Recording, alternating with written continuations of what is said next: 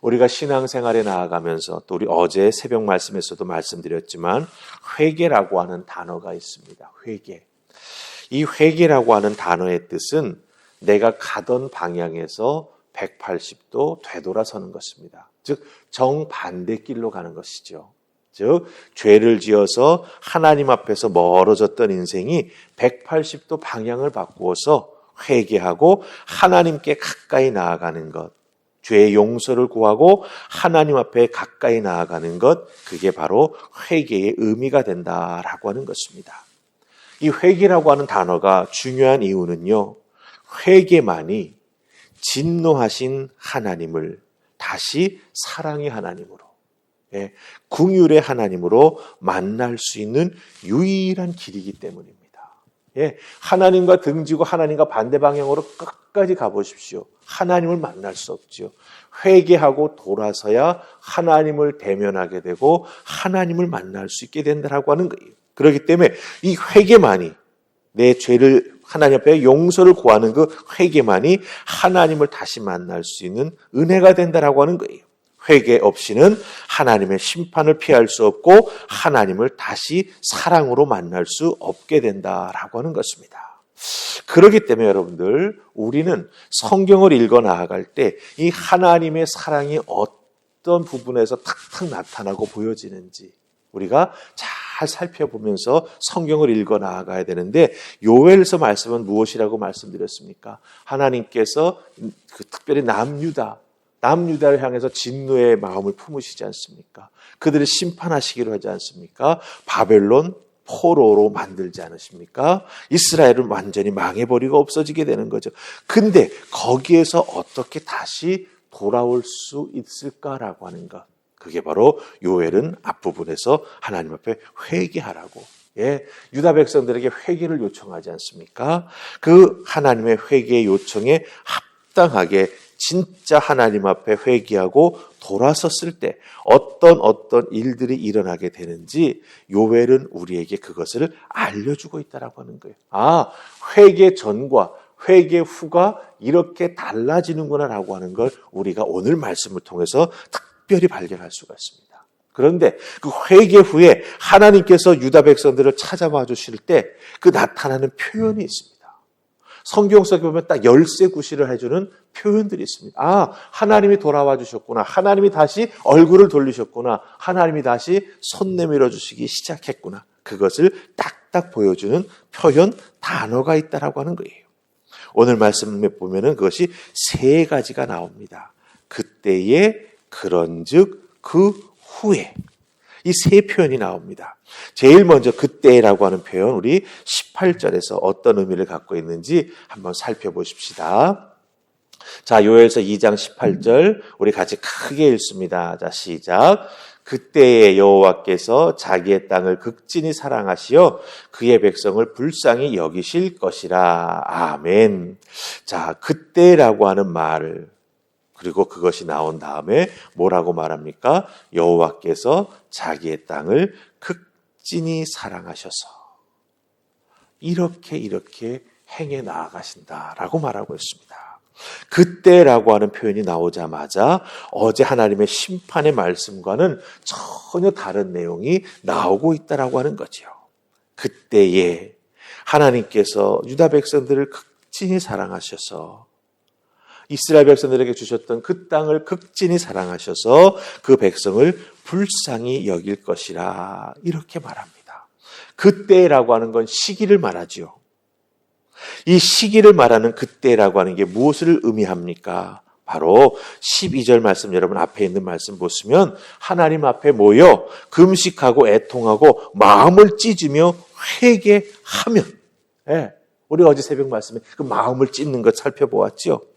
그 마음을 찢는 회개를 하면 그때부터 하나님께서 유다 백성들, 하나님의 선택한 하나님의 자녀들, 하나님께서 다시 그 사랑을 회복하시고 젖과 꿀이 흐르는 그 땅에서 하나님의 자녀로 살아갈 수 있도록 용서하시고 다시 시작하게 해주신다라고 하는 거예요.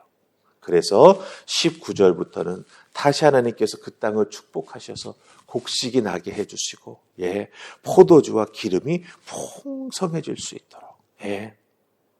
하나님께서 이끌어 주시고 복의 복을 더해 주신다라고 하는 것을 말씀하고 있습니다. 여러분들 순서를 주목하셔야 됩니다. 회개하게 된 다음부터 하나님의 사랑과 긍휼이 역사하고 그 땅이 회복된다라고 하는 거예요. 회개할 때 이렇게 다시 살아나는 기회가 주어지게 되고 그 기회가 그들의 상황 속에 삶 그 자리에 함께 역사하게 된다라고 하는 것입니다. 그렇기 때문에 이 회개한 그 때부터 이런 역사가 나타나게 됩니다. 자, 그 다음에 우리 27절 말씀 보십시다. 거기 보면 제일 앞에 그런즉이라고 하는 표현이 나오죠. 우리 27절 같이 읽습니다. 시작. 그런즉 내가 이스라엘 가운데에 있어 너희 하나님 여호와가 되고 다른 이가 없는 줄을 너희가 알 것이라. 내 백성이 영원히 수치를 당하지 아니하리로다. 아멘. 예, 회개했습니다. 그때 하나님께서 다시 회복시켜 주십니다. 그 회복시켜준 하나님의 자녀들 삶 한가운데 너희가 회개했지 그때부터 내가 너에게 다시 회복시켜 주지 그 다음부터 즉 그런즉이라고 하는 건 뭡니까? 시간의 순서를 보자면 하나님께서 그 이스라엘 백성들의 죄를 용서해 주시고 삶을 회복시켜 주시는 그 다음부터 쭉 연결되는 표현입니다. 그때 어떻게 된다라고 하는 겁니까? 하나님께서 이스라엘 백성들 가운데 함께 있겠다라고 말씀하십니다. 그 회개의 결과 잃어버렸던 하나님 자녀됨의 그 놀라운 지위를 다시 회복하고 하나님의 은혜와 축복을 누리며 살아가는 하나님의 자녀로 살아가게 된다라고 하는 거예요. 그 지위를 회복하고 그 지위를 누리며 살아가게 된다라고 하는 거죠. 하나님이 다시 되돌려 주신다라고 하는 겁니다. 특별히 회개하고 진정 하나님께 돌아오게 될 때 하나님이 도우시고 이끌어 주시는 놀라운 역사가 나타나게 되고 그 도우심이 역사해 주시는 그 놀라운 하나님의 사랑과 그 결과는 주변에 있는 다른 신들과는 비교가 되지 아니할 정도로 유일하신 하나님, 전능하신 하나님, 사랑하시는 하나님께서 모든 것을 축복하시며 다시 존귀케 되도록 이끌어 주신다라고 하는 것을 우리가 여기서 발견하게 된다라고 하는 겁니다. 그래서 내가 너희들과 함께하는 줄 잘 알게 될 것이고 영원히 너희들 다시 수치를 당하지 아니할 것이다라고 말씀해 주십니다.